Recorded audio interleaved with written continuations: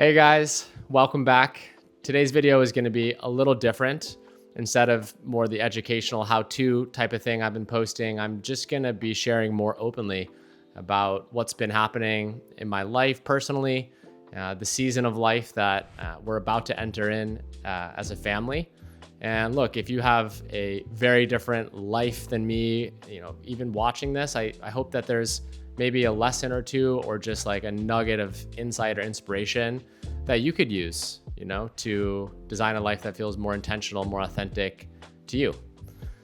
So the big update is that we're expecting our second child in about a month. Our daughter is 2 years old, so we're about to have two little ones running around the house. And that for me is changing a lot about how I'm approaching my life. And for those of you that have children, that they bring with it a lot of different changes in your responsibilities, your energy, the time you have available. And in many ways, they require more intentionality about how you go ahead and live your life. So when I think about, where this journey began for me, I have to go back to my time working at Google. That's where I really started to think at a much deeper level about the life I was living. When I joined Google, I was, surrounded by really bright, ambitious people.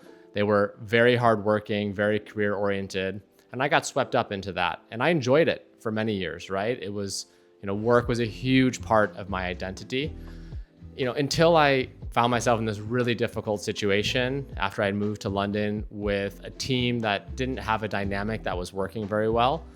And I tried to just push through and just ended up working super long hours and really at the expense of my own, mental health and well-being. I remember just coming home after work and I would just be venting about all of the drama from the office. And that sort of negativity and cynicism really led me to sort of burning out. And that was, looking back, good, because it really forced me to think differently about what I was doing and what I wanted to, how I wanted my life to look. And I had this conversation with a coach that was visiting at the time. He was coming over from the headquarters and he was sitting down with me in London and he was listening to me just bitch and moan about everything that was happening. And he just stopped me and was like, hey, all I hear about is what's happening outside of you and everybody else's shortcomings, but what's in your control, Connor? What are you doing about that? And that really caused me to stop and change trajectory in my life. It started a period of really intense inner exploration where I was, meditating, doing therapy, studying breath work, looking at how my mind and my thoughts and my emotions were creating my reality. And that sort of inner work really profoundly shifted my approach to my life. I started to get really clear on the things that I valued, things like my freedom and my health and my service to others. And that gave me a lot more clarity about how I wanted to actually spend my days. That was probably the first time in my life when I started to be very intentional about the choices I was making. And there's a question from that time period that, still lives with me today, I think is really helpful. The question is, what am I optimizing for? In any given moment, we have to make a choice. That's what prioritizing is. And we have limited time. We have, some amount of energy that we have to give towards all the different areas in our life. And we're always making this decision, but most of us, and for me up until that point, it was unconscious. I wasn't really aware. I was taking the sort of default path that was around me. I was optimizing for my career, my work, and getting a promotion and climbing the corporate ladder and all of that, which is totally fine. There's nothing wrong with that.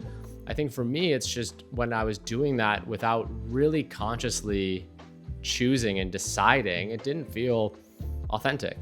And in a weird way, that drains your energy over time because there's something out of alignment, right? What was a deeper value for me, it wasn't being expressed, it wasn't being lived. And so at that time, I realized I really wanted to optimize for more freedom. I wanted to optimize to have control over how I spent my days and my weeks. And that ultimately led me to leaving Google to start my own company where I would have more control.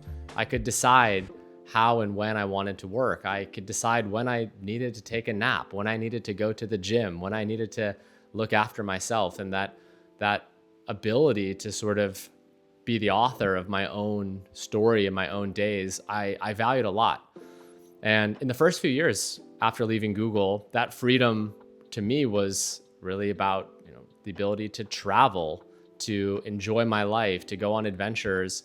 And at that time I met Claire, and we had the same, I think, value of wanting to live a life on purpose and with intention. And she was also an entrepreneur. And, after a couple of years, we started working together and started, our own business called Forge Well. And we lived a life that was full of adventure and exploration and travel. And then the question for us was, do we want to have kids? Now, that wasn't an easy one for either of us, right? I think we both saw in the future someday, yes, that would be nice, but our life in the present moment was pretty awesome. And I didn't want to give up the freedom I had to do whatever I wanted. And so it was difficult. What was really helpful for me at the time was actually just, taking the perspective of Connor 20, 30, 40 years from now and, asking that version of myself, like, am I going to be happier with kids in that version or without? And as I sat with that question, it became very obvious to me that I wanted children. And then the question was, okay, when and why not now? And we decided really in the span of a month, really after 2 years of kind of debating it. But as soon as we had that decision, we had so much excitement and enthusiasm and anticipation for this new future that we were going to create together. I think in that is what's so powerful about making a conscious choice and making decisions, is that whether or not you want to have kids or you want to leave your job, it's totally up to you. But when you actually sit with that question and you come towards an answer, which is you, and you make that decision consciously, there's something that feels deeply energizing and right about the way that you show up in your life afterwards. And that year before we had our first daughter, we made a very conscious decision to optimize for money.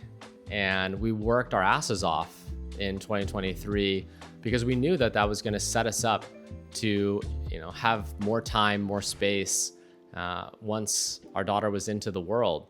And although that was a difficult year, I think I probably was traveling every month, and we did more workshops in that year than I think we had done in the previous 2 years combined.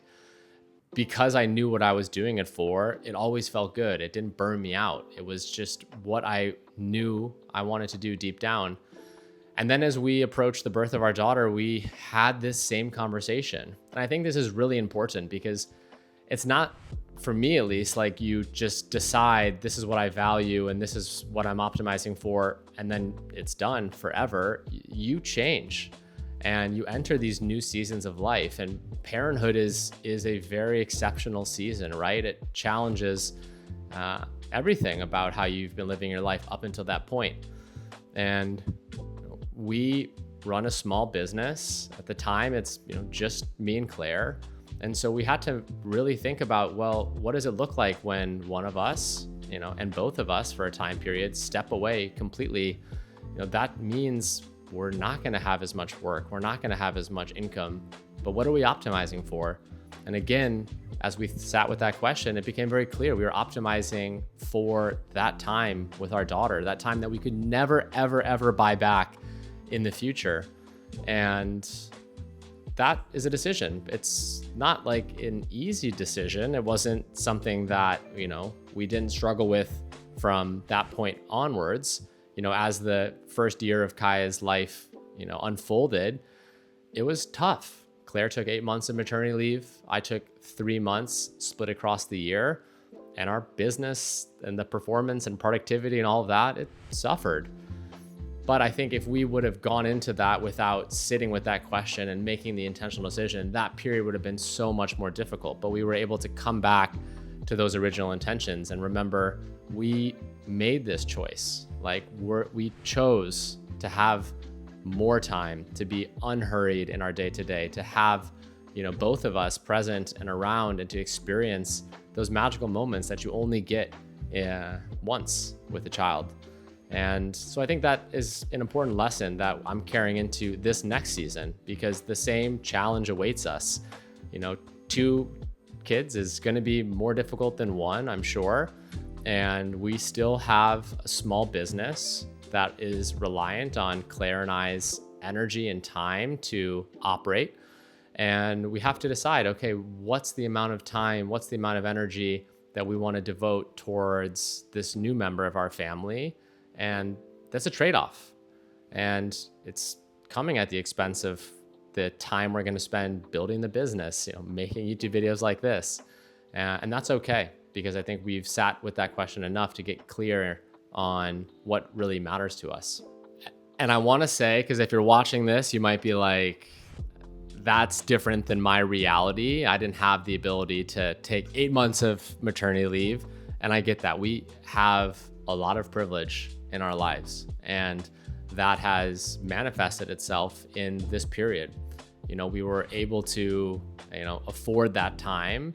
We've been able to afford some help as well to, help us look after Kaya. That's not available to everybody all the time. So I just do want to honestly acknowledge that and recognize that, you watching this video, you might be in a very different circumstance. So I'm not saying you need to do what we did.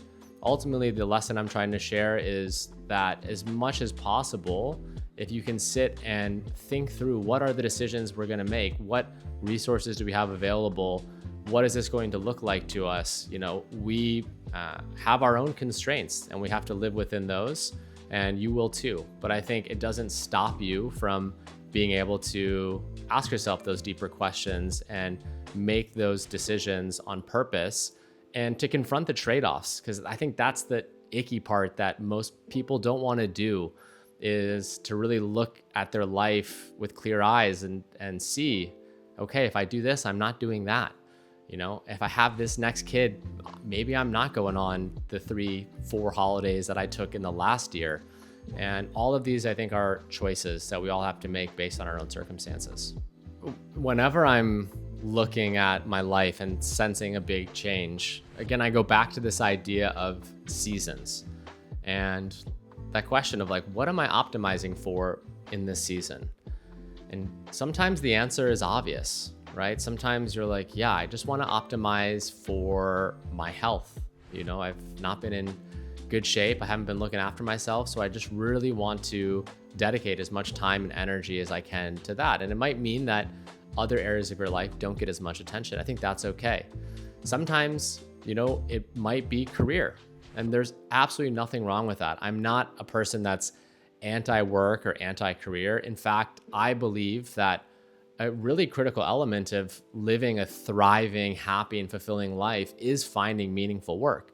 And so it can be the case that a new child is on the way and you're making the decision to optimize for career progression.